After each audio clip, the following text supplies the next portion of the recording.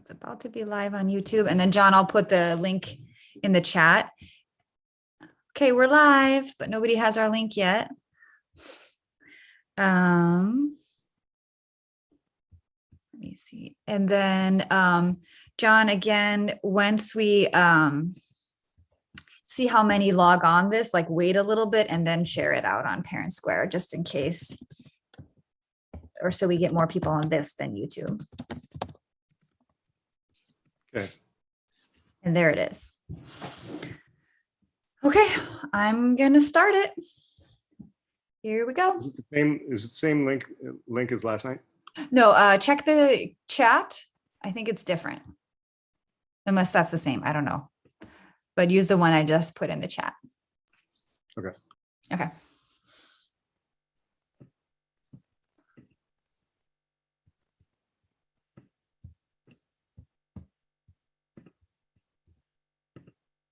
Hello, welcome to our OUSD. Welcome back to school family night. Thank you for joining us. My name is Jody Talkington. I'll help with facilitation, and we will get started in a minute as we allow folks to log on. Thank you.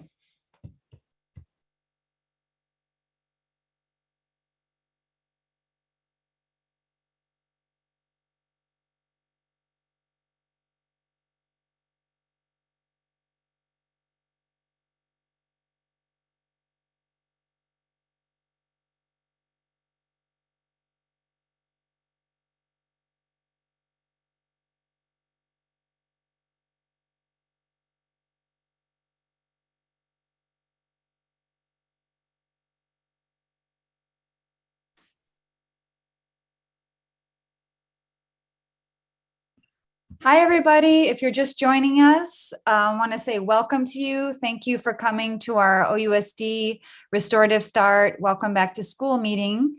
I'm going to allow one more minute for folks to log on, and then we'll get started with our logistics. My name is Jody Talkington. I'll help with facilitation.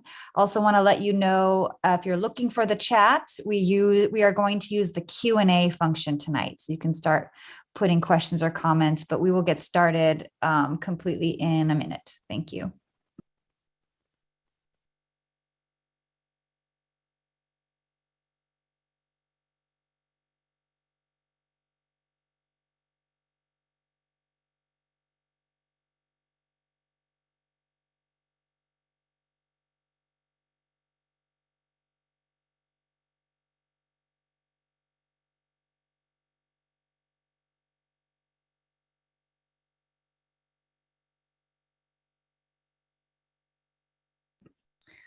Okay, welcome everybody. My name is Jody Talkington. I work in the Superintendent's and Chief of Staff office, and I will be supporting facilitation tonight. We're going to start by offering interpretation for those attendees that need that. So next slide. So I'm going to pass it to our interpreters. We're happy to have 5 languages tonight. And so we're going to hear instructions for interpretation in the 5 languages, and then we'll continue on with the presentation. So Rebecca, can you start by giving us instructions in Spanish? Yes. Buenas tardes. Esta reunión cuenta con interpretación simultánea al español. Entonces, ahorita todavía no está prendida la interpretación, pero en cuanto terminemos las presentaciones, entonces nos van a mandar a nuestra cabina virtual y ustedes van a poder ver en la parte de abajo de su pantalla un símbolo que es como un globo terráqueo, y lo pueden ver aquí en el círculo rojo en la pantalla. Y abajo dice Interpretation, entonces pulse ahí y le va a dar la opción de Spanish y otros idiomas, pero Spanish es español. Una vez que pulsa va a poder escuchar la interpretación en español y también va a escuchar el inglés, pero un poquito más bajito. Y tiene la opción, dice Mute Original Language, que es la opción de apagar el idioma original si no lo quiere escuchar, pero esta es mucho más bajito. Si por alguna razón no escuchan, y como ya les dije, todavía primero vamos a hacer todas las presentaciones y después vamos a aprender la interpretación. Pero si no escuchan, cuando ya se supone que tengan que entrar a la interpretación, por favor escríbanlo en donde dice Q y A, que es donde pueden hacer preguntas porque el chat está apagado. Ok, muchas gracias. Y cualquier pregunta en donde dice QIA, hagan la pregunta. Thank you so much. Thank you, Rebecca. And if you're just joining us, we're about to get started. We're giving instructions in the 5 languages we have for interpretation. And so let's hear the instructions in Mum. Carmen, if you can give the instructions. Thank you. Hello, buenas tardes. Chunta che machuli hal ento da junta hal hashko mal tani chior sho dokyor mum ento at the tide of tabi ni hat sexual to interpretation ha chko shni katal khazum per oshet bomb ach ni chior ke interpret ko ko te chain per ko te pe ha to ko sur ha to contract doct interpretation ka te cheka hash ni ka yon ok te pe atleti mum non te dokta ni ka to khiol mum is hash hun check sho te chat mi hat cheka hash hal atati question ni te pregunta ni te comentario to kutu hat se qual est on te dokta at hu yan sina when yol wis ka yan ka ento anges von te comentario to kutu on te dok chain chon te che. Thank you. Thank you, Carmen. And if you're just joining us, we are going through the instructions for interpretation, and we'll get started in a minute. So, Miriam, can you give us instructions in Arabic, please? السلام عليكم ورحمة الله وبركاته. مساء الخير في يوم الجمعة. مرحبا في اجتماع العودة إلى المدارس. للاستماع إلى الترجمة باللغة العربية الرجاء اتباع الإرشادات والتعليمات. في أسفل الشاشة هناك خاصية على شكل الكرة الأرضية، اضغط عليها ثم على كلمة interpretation وهي الترجمة، ثم بعد ذلك اختار اللغة العربية. إذا لا توجد هذه الخاصية في شاشتك وتستخدم جهازك النقال، هناك أسفل الشاشة على اليمين عند كلمة more اضغط عليها ثم اختار الترجمة واختار اللغة العربية. الرجاء كتم الصوت الأصلي حتى تتمكن الاستماع إلينا بطريقة واضحة. إذا لديك أي بعض الأسئلة هناك خاصية Q&A اللي هي الأسئلة والأجوبة. الرجاء كتابة السؤال وسوف نستطيع أن نجاوب عليها بأسرع وقت. وشكرا. Thank you. Thank you, Miriam. And thank you for those who are just joining us. We're continuing giving the instructions for interpretation, and we'll get started with the content in a moment. So can I ask Vinh Kim, can you give instructions in Vietnamese, please? Xin chào quý vị, tôi là Vinh Kim Vũ, tôi là thông dịch viên cho quý vị ngày hôm nay bằng tiếng Việt. Đây là cái buổi họp về những cái bàn về những cái quy định về cái sự an toàn khi mà học sinh trở lại trường học. Và cô Jody Talkington sẽ là người phối trí viên trong cái buổi họp ngày hôm nay. Trước tiên nếu quý vị có muốn đặt câu hỏi thì xin đừng có dùng cái phần chat, tại vì cái phần chat là cái phần sẽ được đóng lại, thì quý vị sẽ dùng cái phần gọi là Q&A mà tiếng Việt gọi là Q và A đó, thì quý vị có thể đánh tin vào đó, hay là có thể giơ tay lên để mà xin đặt câu hỏi. Thêm một lần nữa là dùng cái phần mà Q và A đó để mà đặt câu hỏi hay là đóng góp ý kiến. Về có thể để nghe được cái tiếng Việt đó, thì sau khi mà chấm dứt những cái phần mà giới thiệu về những cái phần thông dịch, thì cô Jody cô sẽ bật cái ký hiệu mà nếu quý vị nhìn ở phía dưới, hàng phía dưới, quý vị sẽ thấy cái hình như quả cầu mà nó có chữ interpretation. Quý vị nhấn vào đó, khi mà quý vị nhấn vào đó thì sẽ lướt xuống và sẽ thấy cái phần tiếng Việt, thì nhấn vào cái phần tiếng Việt thì quý vị sẽ nghe được cái giọng của tôi nói. Nếu mà quý vị dùng phone không thấy cái quả cầu thì thấy có 3 cái chấm, thì nhấn vào cái 3 cái chấm đó thì sẽ thấy có phần gọi là Manage mà Language Interpretation, rồi quý vị cũng nhấn vào đó và lướt xuống thấy tiếng Việt thì nhấn vào tiếng Việt, rồi quý vị sẽ bấm vào cái chữ gọi là chữ Done là DONE, nhấn vào đó là xong. Và xin quý vị nhớ tắt cái phần âm thanh khi mà mình nghe thuyết trình, và sau chỉ mở âm thanh khi nào mà mình giơ tay lên để mà đặt câu hỏi. Xin thành thật cảm ơn quý vị. I'm done. Thank you, Vinh Kim. And thanks for those of us joining us. We are giving instructions for interpretation, and we are going to hear the instructions in Cantonese. Angel, can you give us those instructions, please? 各位歐倫社區人士好，呢一度係歡迎家庭開放環節。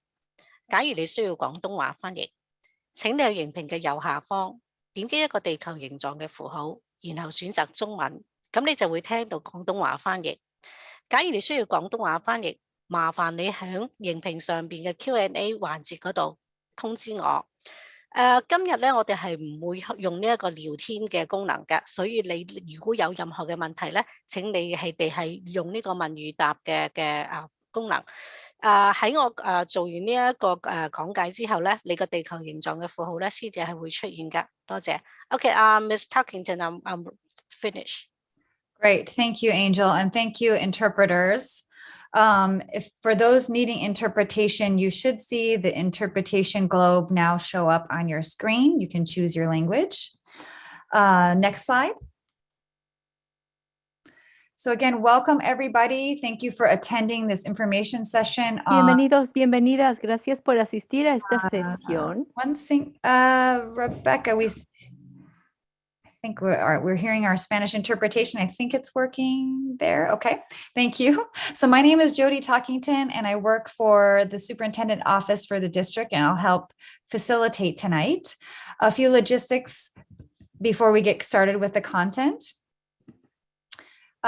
So we're very thankful that you're here tonight. We want to hear your questions and comments about returning to school for the opening of school. We will be using the Q&A function instead of the chat function, so we can track your questions and share answers. So please use that. I just put in the chat the link to the PowerPoint, the deck that we're using tonight. So feel free to click on that and follow along. And if you'll notice here, we're going to hear a little bit more about the agenda and what we're focusing on tonight. We are not able to give specific information for your child's school. For that, when the school starts, what the lunch menu is, uniforms, things like that, particular to your child's school, will be shared at a school orientation. And so we will put in the chat or the Q&A this evening at some point, if it hasn't gone out already, we'll put in a link to the school, all school contact information, so you can call your school, and you should be hearing from them in these next weeks before the start on August 9th. So we will be sharing what is on the agenda, and I'm going to pass to Salaja Suresh, another district employee, to tell us about the agenda tonight and what we will be focusing on. Salaja? Great. Thank you, Jody. Good evening, everyone. My name is Salaja Suresh. I'm a senior director here with the Oakland Unified School District, and I have been working on the COVID response for the district for the last year and a half or so. And I'm really excited to be with you all here tonight. Thank you for being here and coming ready to ask questions and listen and understand what's in store for us as we come back to school in really just over another week. We're so excited to be back on campus, to see our staff, to see our students, to see our families. And we're really grateful to have the opportunity to be with you here tonight to explain how we're going to be coming back. So our agenda for tonight, we'll start with just a high-level overview of the way that we're thinking about coming back to school as an opportunity for a restorative restart, and how we are thinking of welcoming our young people back into buildings that many of them have not been in more than 500 days, or who, maybe are new to our system entirely. We know that this past year has been incredibly challenging for everyone, for caregivers, for students, for staff members, and that this is a big transition for everyone. And so we want to make sure that we're taking care of people's safety, but we're also attending to their wellness needs, to their mental and socio-emotional health. So we'll be talking about our priorities in that area that we're very much driven from community input. Then we'll be getting into some of the more specific guidelines from the state and from the CDC that we will be following in OUSD. So it's important to note that the guidelines that we'll be sharing tonight come directly from the state, that the state, we are very fortunate, came out earlier than they did last year with their guidance about how schools should reopen and what kinds of safety precautions they can take. And so we are here to just explain that state guidance and talk a little bit about what that will look like in Oakland in particular. And just to restate some of the framing, I know that many people have questions about distance learning or independent study. This is not the forum for those specific questions. If you do have questions about the virtual academy, about distance learning, we will be setting up some information sessions next week for families to get answers to their questions there. So tonight is really focused on the restart of our in-person programming for students and what that is going to look like. So with that, I'm going to move into our restorative restart priorities. Again, given how challenging this past year has been, many of us have been personally affected by COVID, either ourselves or family members or loved ones. And that's really hard. And added on top of that, there was the stress of managing a whole new way of learning for an entire year for most children. And so we know as we're coming back into school buildings, it's really important for us to focus on those relationships, building relationships among staff members who may have never met each other in person, amongst students who may have never met each other in person, and establishing those bridges with families as well. And so that'll look like, home visits, which was a really successful virtual program that we had last year, and just making sure that we are restarting our schools as warm and inviting places to be. And part of that is making sure that we're addressing the whole child in terms of nutrition, in terms of mental health, in terms of all of the other supports that a student might need in order to be successful academically. Beyond that, really empowering our schools and teams within our schools to really reimagine and rebuild the systems that serve our young people. So knowing that we're not coming back into a normal school year, we're not coming back into what was, because there's still a lot that is new for all of us. And now is an opportunity to really redesign what we do with our young people so that we are tending to their needs, so that we are accelerating their learning and providing them with more opportunities. And part of that, of course, is what we are teaching and how we are teaching, and making sure that our content is rigorous, it is relevant and interesting and exciting to our young people, and that it is giving them the skills that they need to learn more and learn faster and be more engaged in school. And that's really dependent upon our amazing staff, teachers, principals, classified staff who work at our schools every day and who work with our community partners to directly support students and their families. So all of those together are really what encompass our restorative restart this year. So I wanted to frame that before getting into the details of some of the safety measures we'll have in place. So as we move into talking about our COVID-19 response, I wanted to bring back this slide that many of you have probably seen. We referred to it many times last year, as it's really the framework and the theory of action for how we have responded to COVID-19 as a district. So really at the foundation is, what does the science say? And so we have been really fortunate to have a partnership with UCSF and a team of medical professionals there who have been advising us and supporting us throughout the course of the pandemic, partnerships with Lawrence Berkeley Lab and their indoor air quality engineers who have also supported us in thinking about ventilation.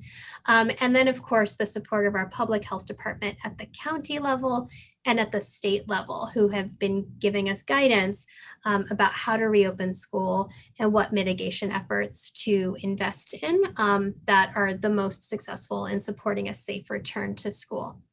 And then it's really then upon us to make sure that we're supporting our staff, that we're providing training, materials, whatever they need to come back and keeping student learning in the center of that, right? All of the safety measures we're doing, all of the restorative restart work that we are doing is really fundamentally about making student learning successful as possible. So I'm going to do a quick review of the literature that the CDC has compiled around their lessons learned from the school reopenings that happened last year. I want to acknowledge upfront that these are studies that were done last year. It seems like every new month in this pandemic, we learn new things. There are new variants to talk about and to think about and to understand. We now have vaccines, which we did not have when many schools reopened around the world last year. So definitely want to acknowledge that the context of where we are at this moment in time is different than where we were 2 months ago, 6 months ago, a year ago.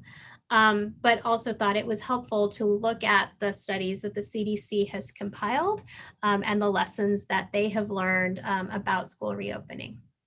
So one of the really primary findings that they saw was that masks are incredibly effective in preventing transmission.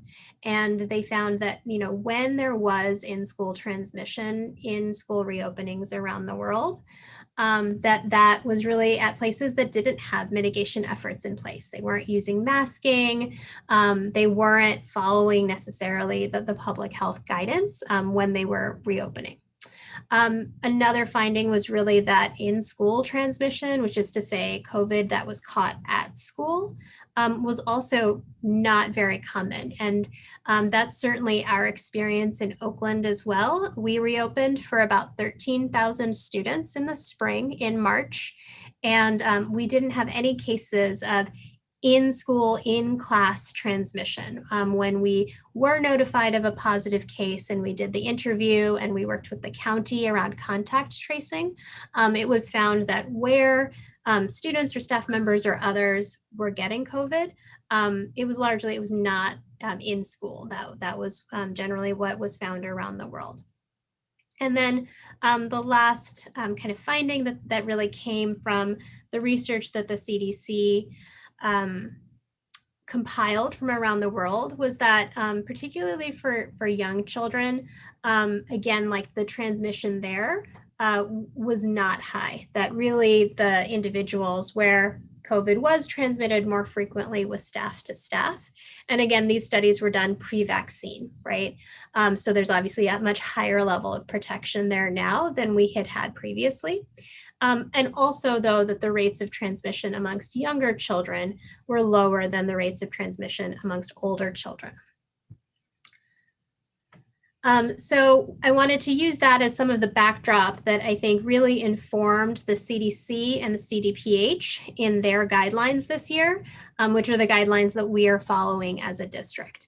And so really the highest priority is making sure that we are maximizing access to full-time in-person instruction, making that possible for every single child who wants that option, while also investing in multiple layers of protection. So making sure that anyone who wants to get a vaccine can get a vaccine, and we make it very easy for them to access vaccine pop-ups. Making sure that people are masking up, staff, students, and that we have invested in PPE to, again, make that as easy as possible. That we've improved our ventilation all through last year to make sure that our filters are upgraded, there are air purifiers in classrooms. One really critical guideline that is very important for all the families on the call today, that we are keeping symptomatic individuals off campus. And that really is a collective responsibility. If you're a staff member, if you're a caregiver, and someone has symptoms, they should not be coming to school. And that's really a personal responsibility that will lead to collective safety. Washing and sanitizing hands, continuing with those good practices, because we don't want COVID, but we also don't want cold or the flu. We want to try and keep people as healthy as possible. We've invested in our contact tracing teams, and we will be advising quarantines for individuals who may be positive or symptomatic or who are in prolonged close contact. And we'll be going over the details of those quarantine guidelines a little bit later. And then we do have testing available as well. And we have a variety of different kinds of testing options available to our staff, our students, and our families. And so I want to talk a minute about testing because when we did this presentation last night, there was definitely a lot of interest in our testing program in order to understand what was available to families and to staff members.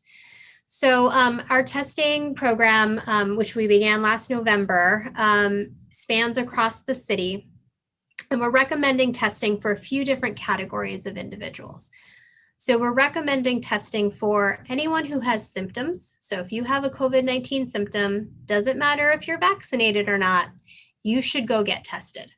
And so this is a really critical guidance that will both give that symptomatic person some peace of mind, as well as keep our community safe, right? We're also recommending testing for individuals who are in prolonged close contact. And a lot of times we find out about this close contact because it happened somewhere else off campus. It happened over July 4th weekend. It happened over the weekend where, you know, someone might have traveled somewhere and then found out later that someone who was at that gathering was COVID positive. And so really encouraging close contact, not just when you were notified of if it happened at school, but really if it happens at any point in someone's life. And then the other group of individuals that we're recommending testing for is unvaccinated individuals.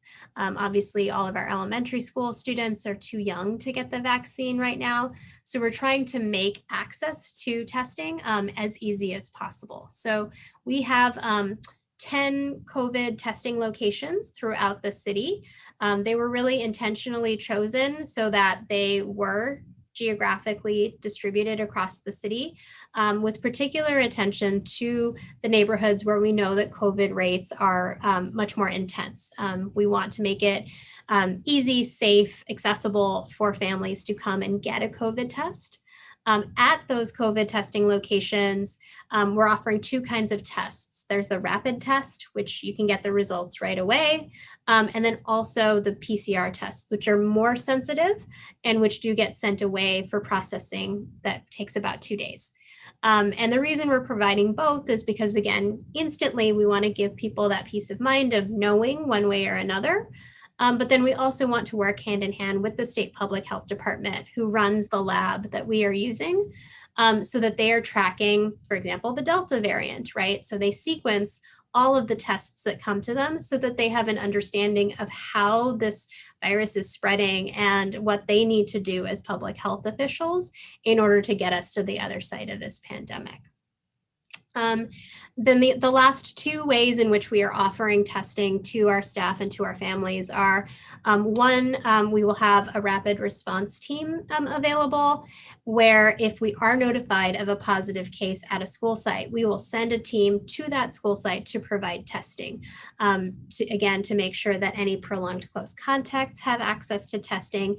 Anyone else in the community who is concerned about COVID will have access to testing on site.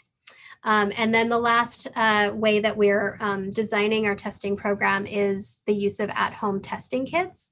Again, we want testing to be safe, reliable, easy, accessible to all of our families. And we know that not all of our families can travel to a testing location. So if someone does have symptoms, if we are notified that there was a close contact, then we can send these at-home kits home with our families, with our staff members, so that they can take this kit. It has 2 tests in it, and they can then test themselves. They can test themselves right away. They can wait a few days, see if symptoms develop. They can test themselves again to just provide that ease of mind, to just know one way or another, because I want to acknowledge that, you know, as excited as we are to be back in school with our students, there's also a lot of justifiable anxiety and worry and concern out there. And so we want to know that we want all of you to know that we're working hard to try and make sure that schools are safe and that you have access to the resources you need to feel safe coming back to school.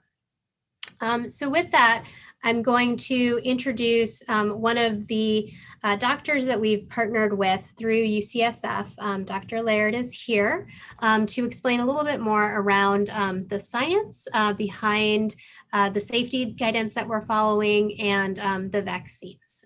Dr. Laird. Hi there, I'm Dr. Laird. I'm a pediatrician. I work at the UCSF Benioff Children's Hospital outpatient clinic, and I also work at the Castlemont High School Clinic. So as we've been saying, vaccination is really our best method of fighting against COVID. But every single one of these measures is really helpful in preventing spread of COVID in the community and keeping our kids and our family members in the community safe and healthy. So doing all of these, which we are going to be doing in the schools, is really going to be helpful. So masking, again, is super important. And then, as we already talked about, staying home if you have really any sick symptoms. So that even includes just a runny nose or sore throat. And getting tested. So all these other measures we talked a little bit about too, but they've worked a lot on maximizing the ventilation in the classrooms. And then another thing that's helpful is distancing if masks cannot be worn when they're not being worn, such as eating, and then all the testing and contact tracing that we're going to be doing. Next slide. So a little bit more about vaccines. They are extremely effective in preventing serious illness and death from COVID. They do not necessarily prevent you from getting a mild case of COVID, but they keep you out of the hospital if you do get ill, and keep you from dying. So if anybody is not vaccinated who is eligible at this point, I would 100% encourage you to get vaccinated. This will just help cut down on community spread and keep rates down so that we can protect those who cannot get vaccinated or those who are more vulnerable and have been vaccinated, but for whatever reason their immune system might not have mounted a great response to the vaccine.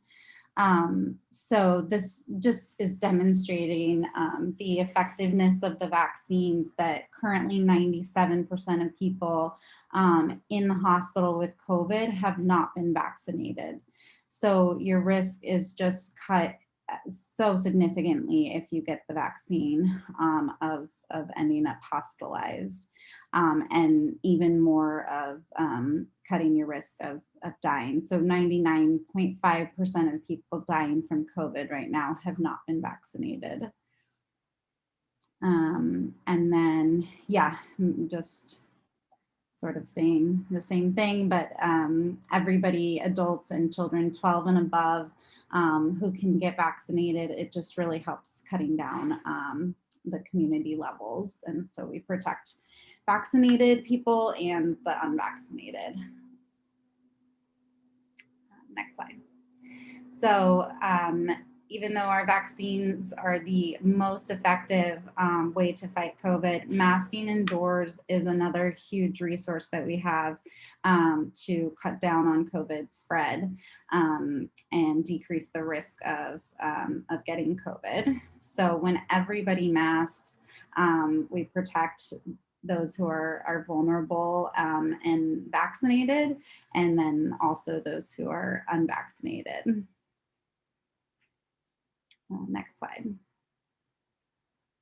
So just going over a little bit about the symptoms, there's a huge variation in symptoms that kids can present with, especially. And so if anybody is having a cough, you know, I'm sure a lot of people have heard about the loss of smell, loss of taste, but even just diarrhea or sore throat, runny nose, vomiting, really any of these would be reasons to stay home.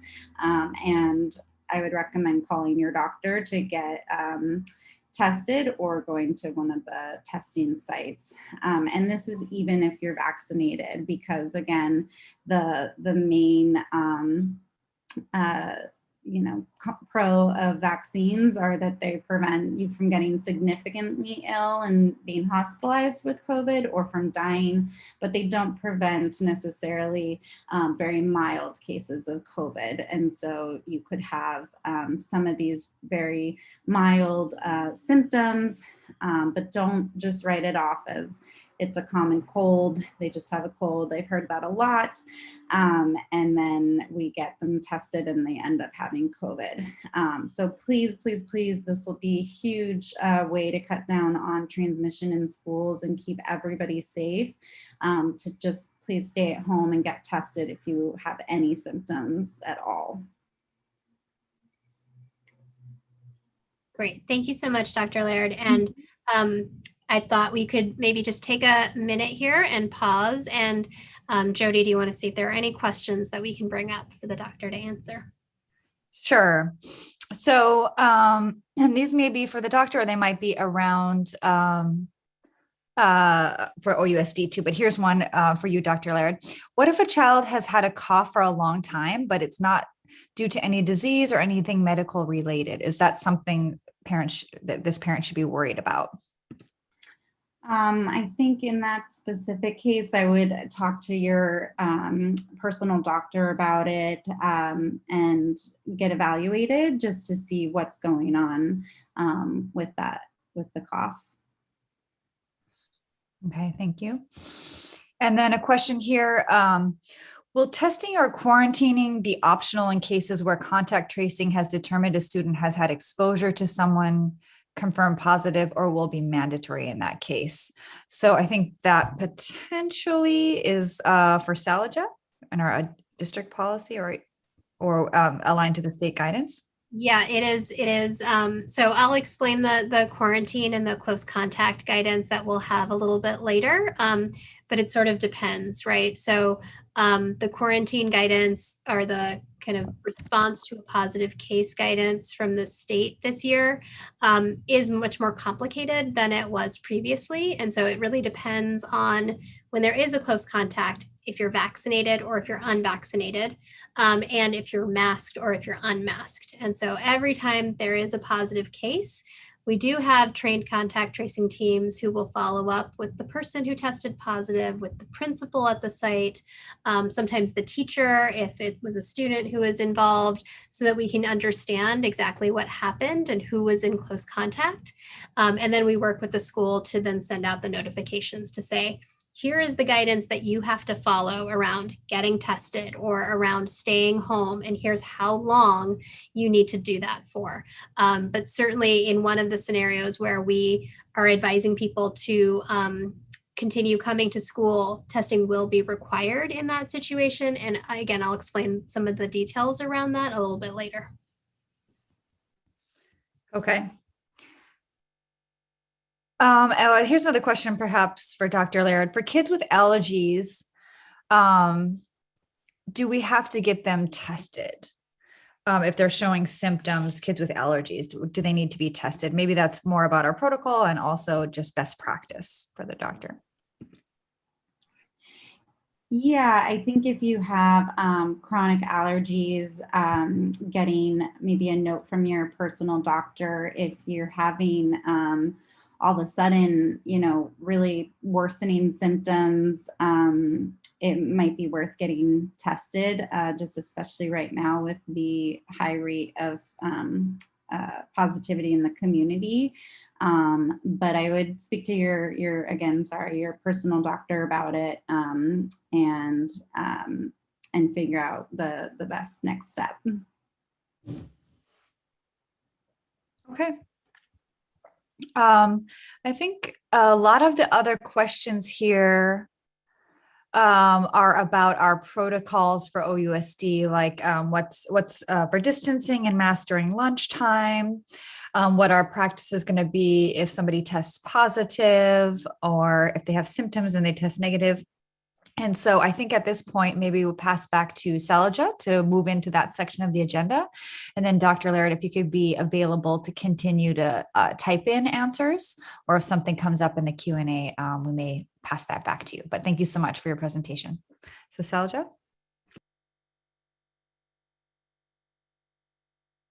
All right, thank you, Jody, and thank you, Dr. Laird, again for being here tonight to support the community. So again, just high-level overview for those of you who maybe joined late, but also just as a reminder, I'll be reviewing the state guidance and the guidance from the CDC that we are following in setting our safety guidelines for this year. And that really means making sure that students have access to full-time in-person learning and having multiple layers of protection in our schools, including really strongly encouraging and making it easy to get vaccines, making sure that masks are happening, improving our ventilation, ensuring that individuals who have symptoms, staff, students, vaccinated, unvaccinated, who have symptoms, that you are not coming to school.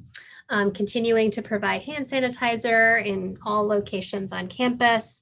And I'll talk a little bit into more detail about our contact tracing system and quarantine guidance, and of course, testing. So one of the really, I think, important guidelines for this year that the state came out very early to endorse was masking.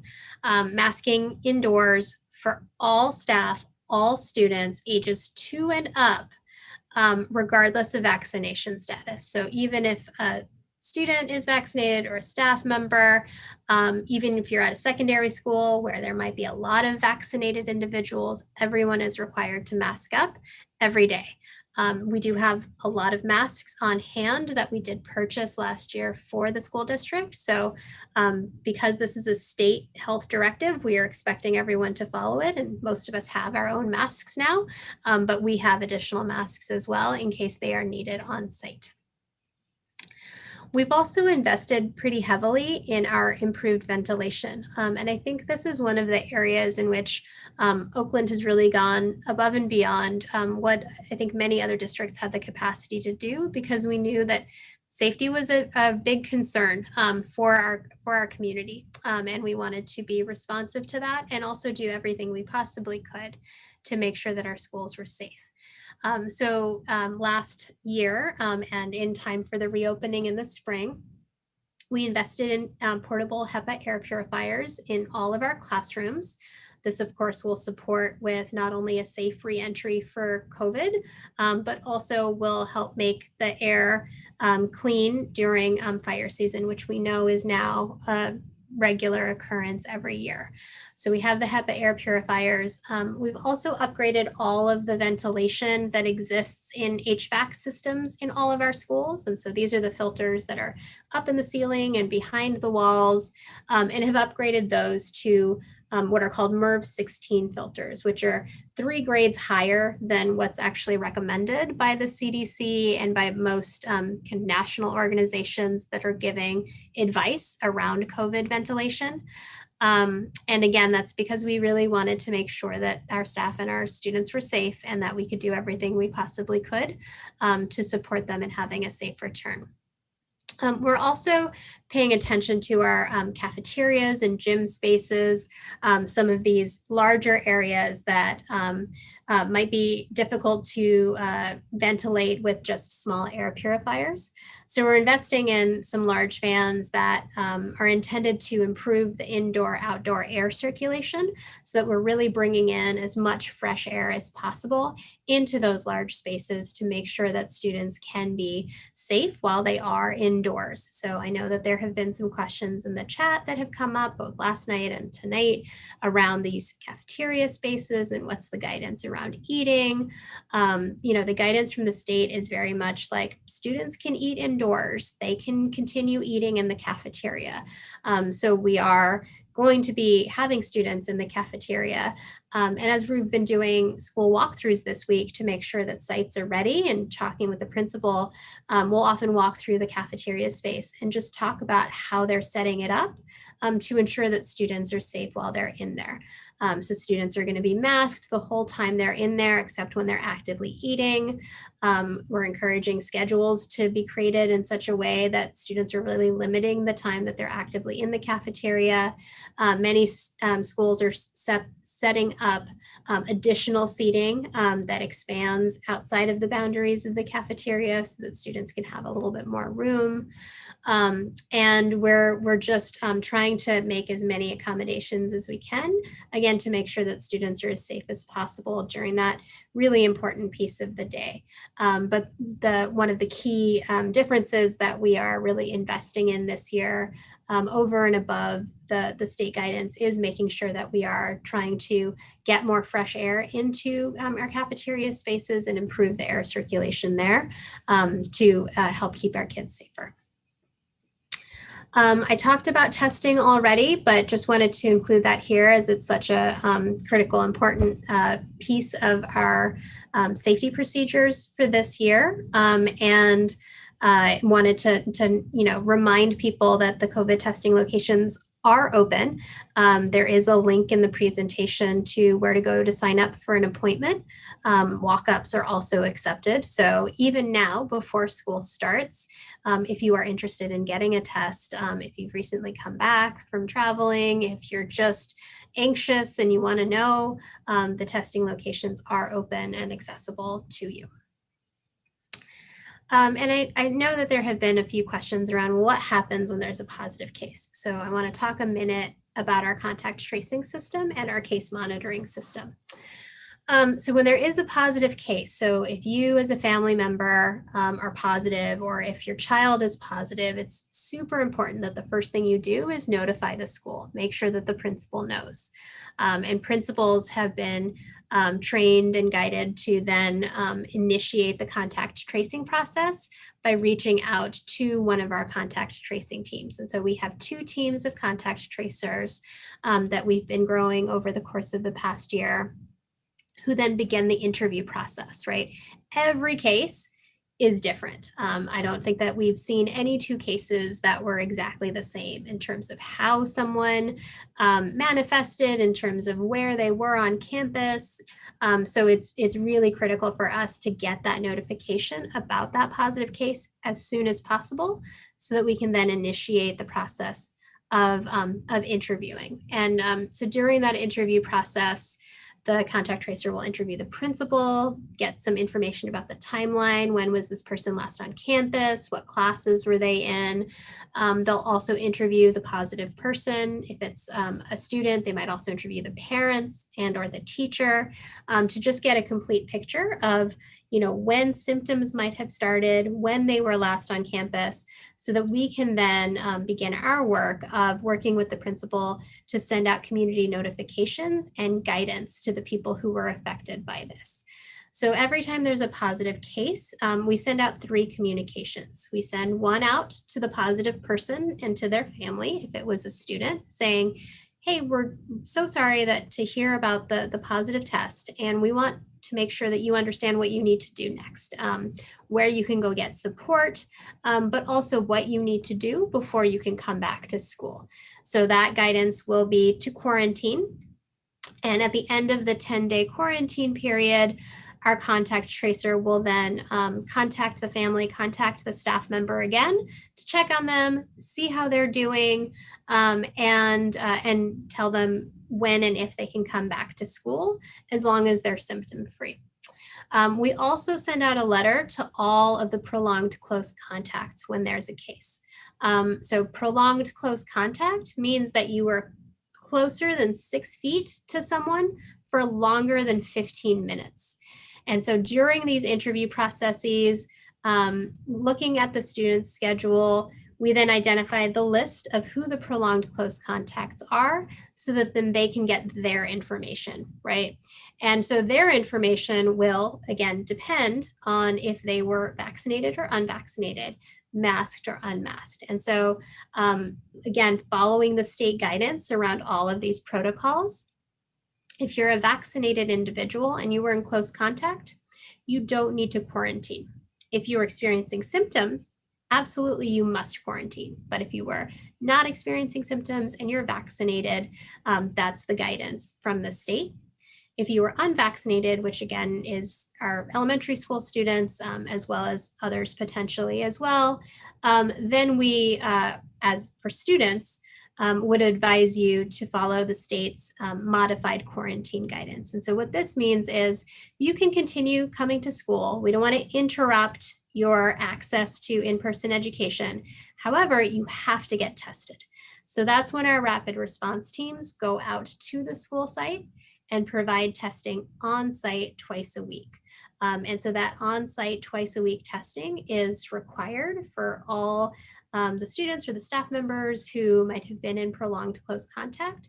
But of course, it's also available to anyone else in that school community who would like to get tested. And that we felt was like the best way to sort of marry this really nimble and quick response to when there is a case, but also to make sure that everyone who really needs testing, following the categories that the state laid out of individuals for whom testing is really recommended, that they have access to it in an easy way at their school site.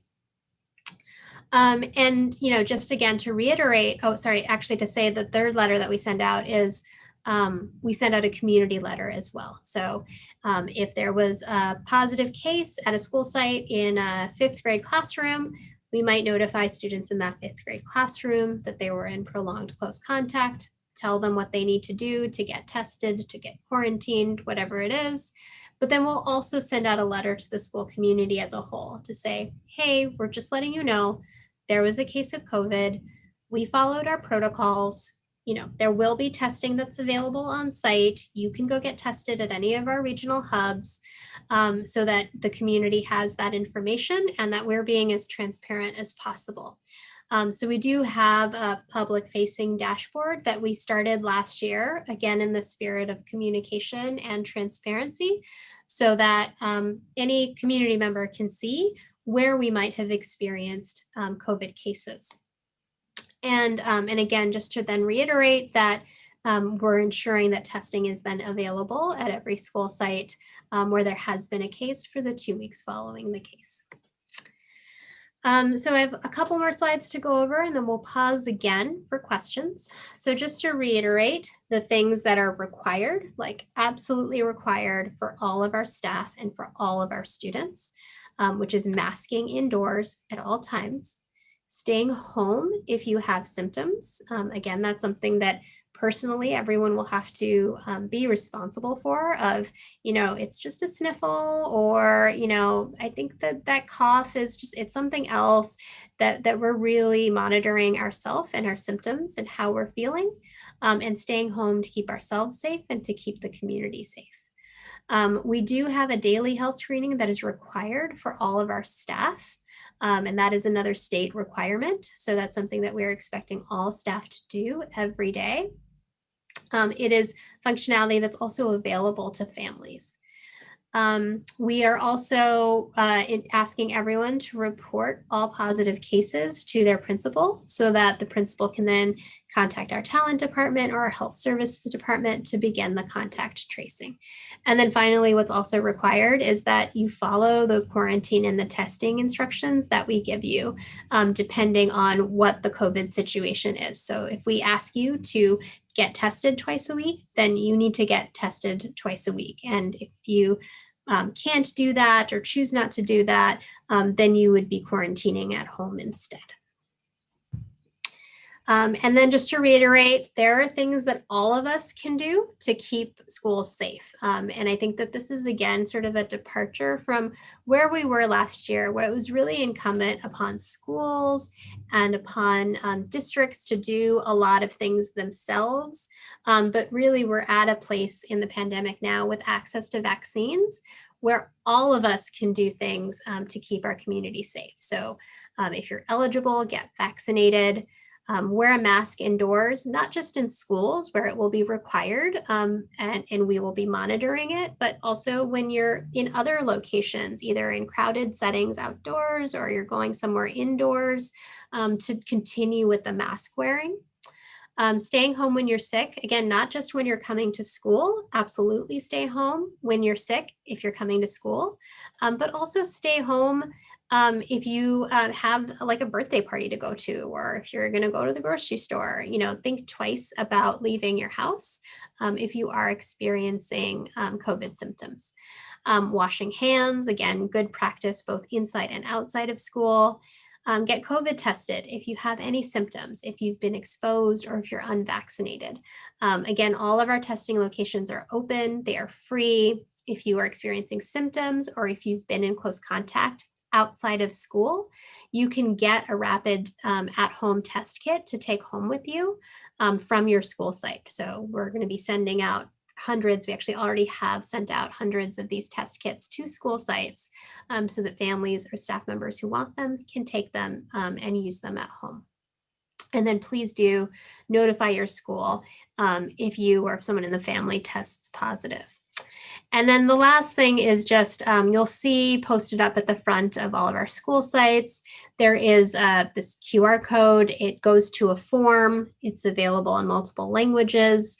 If you have any kind of COVID safety concerns or cleanliness concerns or just concerns about safety generally on campus, you can let us know anonymously through this form so that that's something that we can then follow up with the principal about. Of course, the first thing you should do if there is something that you have a question about, go to your teacher, go to your principal, ask for support.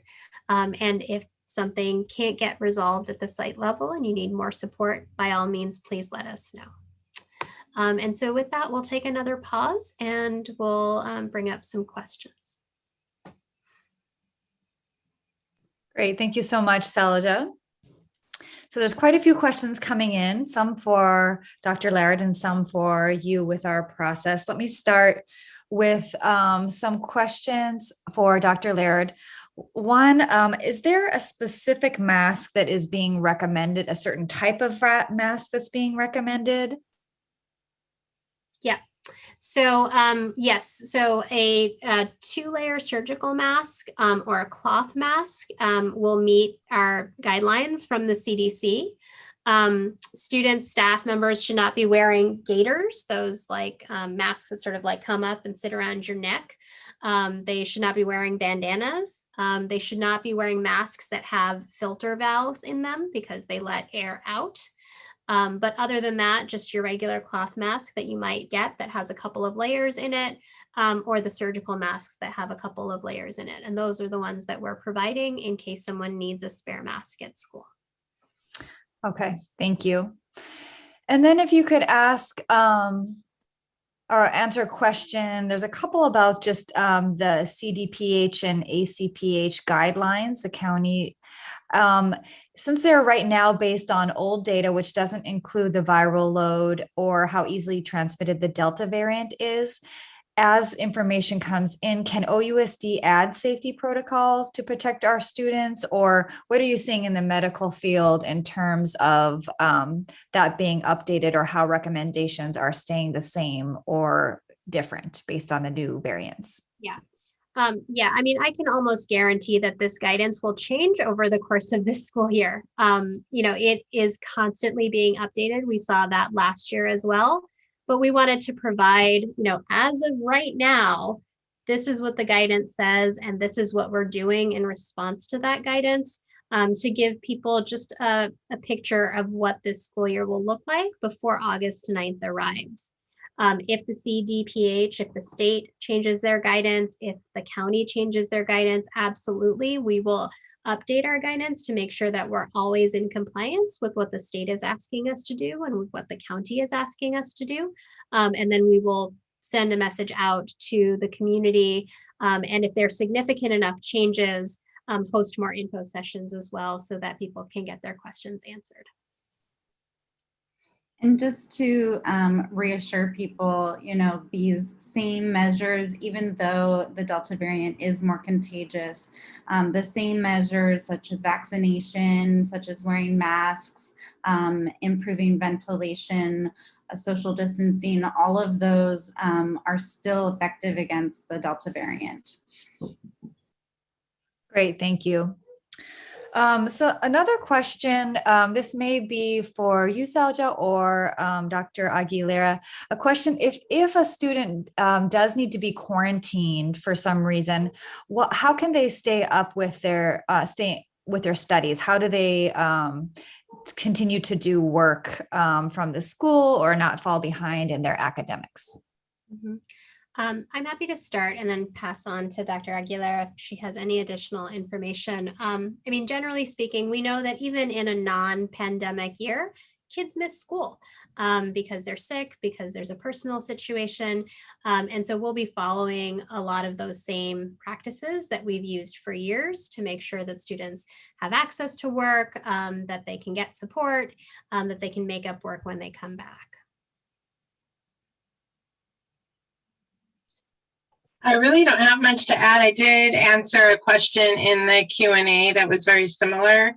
And I do think like we'll need to look at each of the scenarios that are presented to us and devise the best setup for the individual student, or, perhaps a whole class can be impacted. So we'll have to take that case by case, but as Salja stated, we do have plans in place for students that are impacted as individuals, and then we will have to look at if the whole class is impacted. Thank you. There's a couple questions here about why social distance is not as important as it once was, and if that's being considered at all in classrooms or outside, what the district is doing in terms of social distance. Mm-hmm. Yeah. No, that's a really good question, because I think that is also a big difference in the guidance from the spring to where we are now. That was one of the actually one of the main points that the state really came out very strongly when they first issued their guidance following the CDC issuing their guidance. And they said, we're going to follow the science. And when we follow the science, it's saying that when we look at all of the school reopenings that happened, the things that were really the most successful in preventing the transmission of COVID was wearing masks. And so we're going to require masks for everyone indoors, which was a step further than what the CDC had asked. And then CDPH, the state, also said, but we're not doing physical distancing. And that's because when they did look at school reopenings around the world last year, there were some places where there were 6 feet of distancing, and there were some places where there was 3 feet of distancing, and there were some places where there was no distancing. And they did find that physical distancing did not have as big an impact on preventing COVID spread as things like masks. So that's really where the state guidance is. And so that's the guidance that we're following as well. Okay, thank you. I'm going to come back a little bit to that earlier question about when a child needs to miss school due to quarantine. So just wondering if you could say, I know you started to answer this, but can you describe how the absence will affect the child, and if there's any resources? I know there's some talk of the school would be able to provide homework or different things to send home to the student while they're at quarantine. So if you could just say a bit more about that, because there was a few questions that popped up after we started talking about it, the last question. Mm-hmm. Yeah. I mean, I think usually at the beginning of the year, teachers and principals sort of do some work to prepare for, if there needs to be a substitute or if there needs to be students that are out. And again, it's not a new practice for when a student is out to provide them work to make sure that they're catching up on the days that they're missing in-person instruction. Okay. Now, a couple questions about outside. Will students be required to wear masks outside during sports? And then when they take their masks off, even if they're outside or inside for eating, will distancing become a factor at that point? Mm-hmm. Yeah. I mean, given where we are now as a county that we're in the red tier of transmission, masks will be required for outdoor high contact sports. And so that's definitely something that we've spoken with our Oakland Athletic League commissioner about, so that as they begin conditioning in the next couple of weeks, that we are norming students to that expectation. And certainly, students can continue to mask up indoors, outdoors, as is their preference. And as is, that will help them kind of stay protected. But the focus really is on following the state guidance, which is just really doubling down on masks indoors for everyone. And then to the second question of like when, wearing masks indoors is not possible because you're eating or you're participating in another activity. Certainly distancing is one way to provide an added layer of protection, but added ventilation is also another way to provide that added layer of protection. And that's generally sort of how the guidance is written, is you have all of these layers that are put in, right? And so if you take one layer out, put another layer in. And so, there's not going to be, depending on the space that you're in and the school that you're in, a standard response to, like, if you take this layer out, you put this layer in, because there's many different layers that can be put in when, for example, masks can't be used indoors. Great, thank you. A question here, what is the percentage of vaccinated staff and teachers in OUSD, and can that information be made public?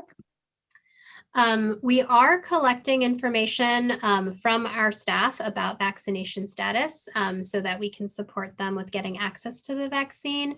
That is not information that we would be revealing publicly, again, to just sort of keep private people's personal health information. So we will not be reporting it out either at an individual level or at a school-wide or a district-wide level at this point.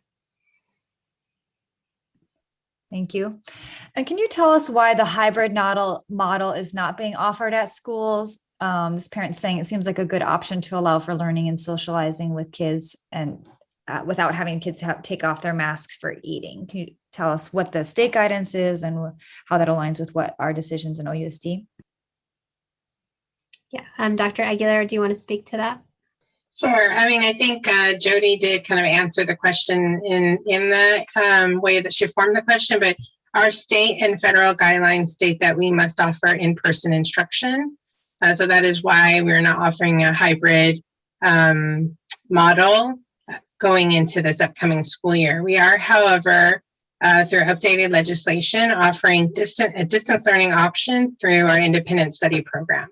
And that is new legislation that came out recently. And we will be having a parent meeting, family meeting coming up on Thursday to discuss those details if families are interested in the distance learning option. Thank you. Has there been any planning by OUSD for the fire season that we've been entering in the last few years and how that will impact COVID practices at school? Will distance learning be possible then, or will we make up days lost or snow? And I think there was something about, will it change if we can't open the windows? There was another question about ventilation with fire season. So just any thoughts about our planning for fire season related to these practices? Yeah. No, that's a really thoughtful question. I think one of the reasons why we so heavily invested in ventilation is because we knew it was a good investment, both to keep people safe from COVID, but also because fire season is here to stay, and that we wanted to make sure that our young people and our staff had access to clean air when these days that we are in the yellow tier for smoke or orange tier for smoke in the Oakland area, that they can still be in school and breathing air that has been filtered.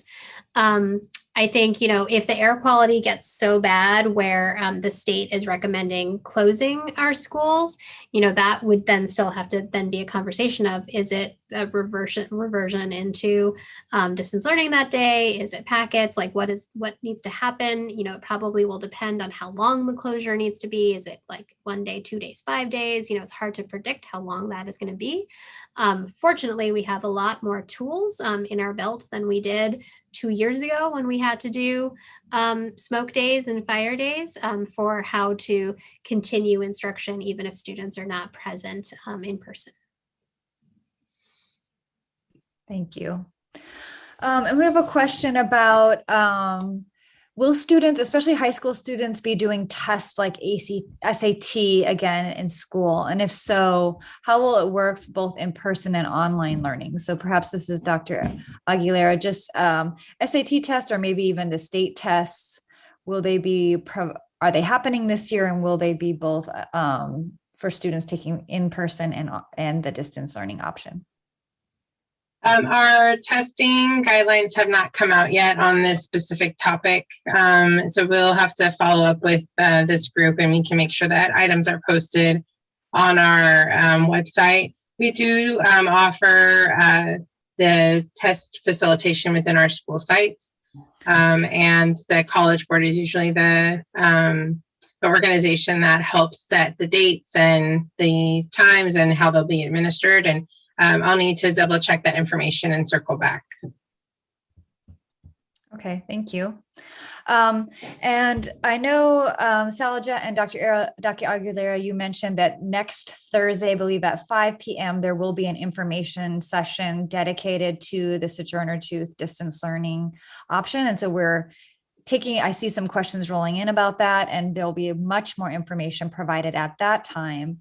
But can you say, at least at this moment, or we can take these questions and make sure they're in the answers? Can you say a little bit? I'm going to say the questions in a moment, but can you tell people where they can find information in addition to that meeting? Some questions here are, if a parent starts to feel really uncomfortable about lots of exposures, how can they join distance learning, or can they make that change?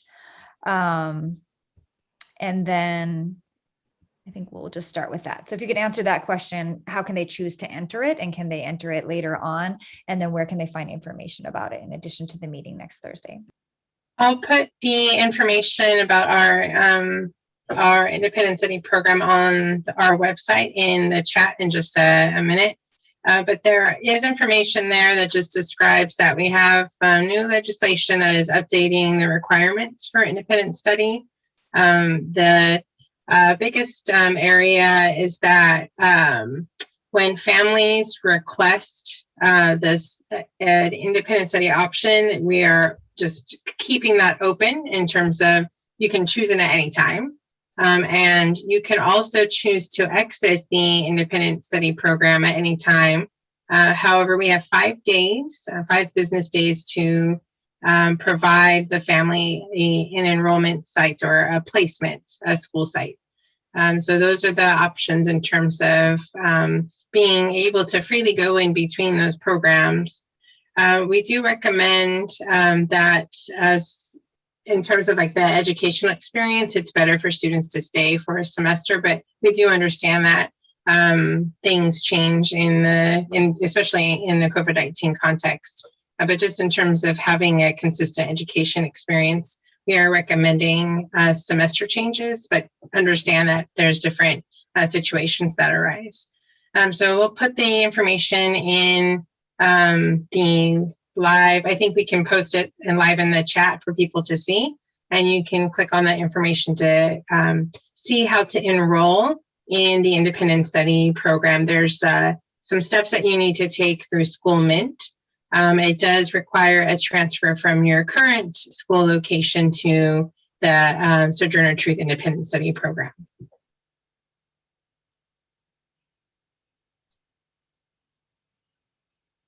Great, thank you. And I did put a link in there that has info session, so as a link to the Zoom.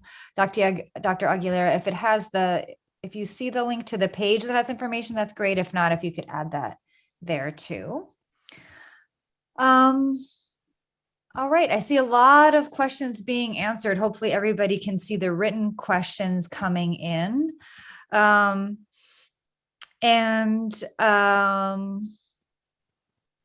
I think many of our questions, I'm just kind of reading through here. If you could say a bit about just what we're doing for ensuring kids aren't falling behind. So a bit about the academic, and then how attendance records, if students are missing because they have symptoms or they have to quarantine, if we know anything at this point about how their attendance records will affect their academics, both of missing things or just even in other ways that attendance record could affect their academics. If you could speak to that a little bit. Yeah, is that question for Dr. Aguilar? Sure, either of you. Sasha, why don't you start off with the attendance information in terms of how we're going to be keeping records, and I can go into the educational program. Sounds great. Yeah, so there's obviously two kinds of absences, excused and unexcused. If a child is being advised to quarantine because they tested positive or they're having symptoms, it would be an excused absence. And we would obviously then work with the student, with the family to make sure that they were getting whatever work they were missing and weren't falling behind. If students are just staying home, not because they are being advised to quarantine, then they would be treated like unexcused absence. And so, you know, there have definitely been cases where individuals have chosen to stay home out of fear or out of extreme caution, even though that wasn't in the quarantine guidance. So an example might be, you know, we're notified of a positive case at a school in the 5th grade classroom. We would then advise students in that classroom, staff in that classroom, to quarantine or to get tested, depending on the nature of their exposure. And let's say there's another student who's in the 3rd grade classroom, they get the community notification that says, hey, we had a positive case. We have no reason to believe you were in close contact, but we're letting you know. That 3rd grade student might decide, well, gosh, there was COVID at the school. I'm nervous, I want to stay home. That would be treated like an unexcused absence because that's not actually following the state guidance around who should quarantine and when. And so that Dr. Aguilar, if you want to talk a little bit about the academic program, I see that there's some more questions coming up around modified quarantine, so I'll explain that more in a little bit. Okay, in terms of the information for how we're planning to come back to the school year, in the appendix of this presentation, we decided to move that off of what we were going to cover today because yesterday's session was a little bit less interest in that topic, but I'm glad that people are asking here in this session. But the restorative restart priorities are 5. Center on relationships. So just a glimpse of what that means. We've increased the home visit program.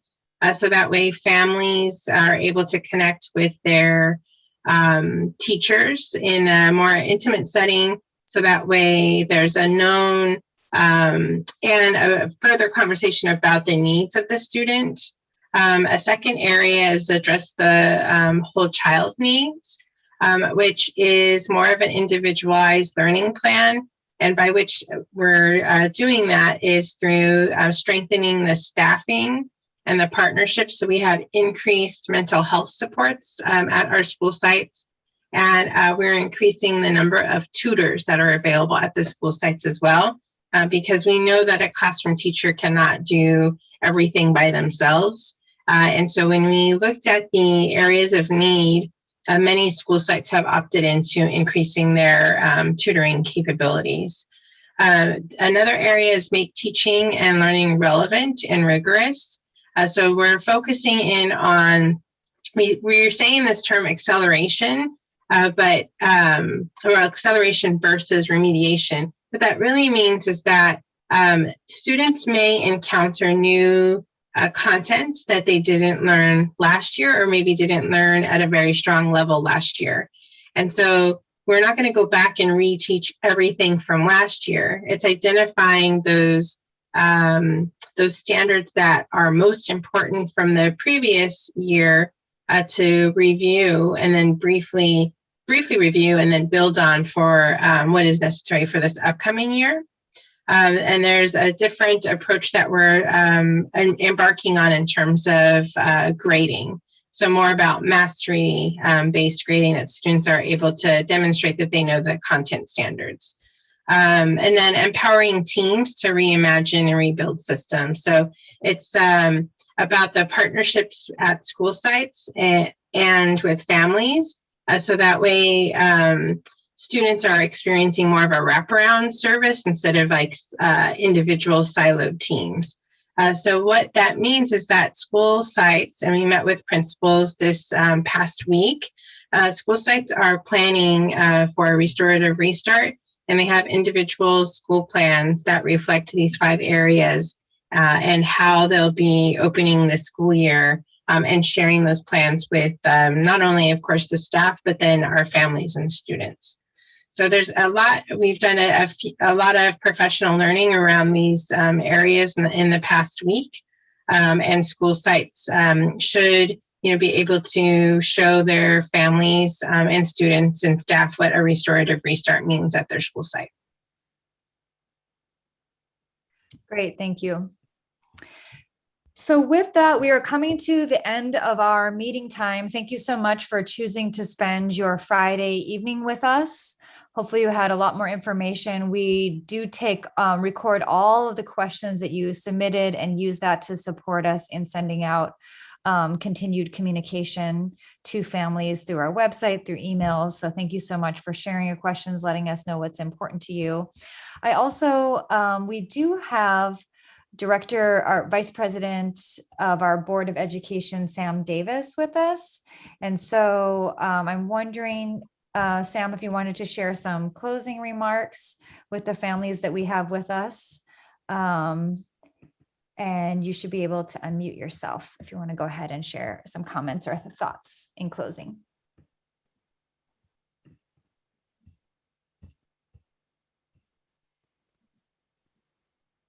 Can you hear me? Yes, we can hear you. Okay, great. Thank you so much, Jody, and the rest of the staff. Yeah, this has just been a great presentation, and I know you all have worked really hard on this. I got the chance to go to a meeting of all the principals earlier this week, and they have been just working really hard to get their schools ready.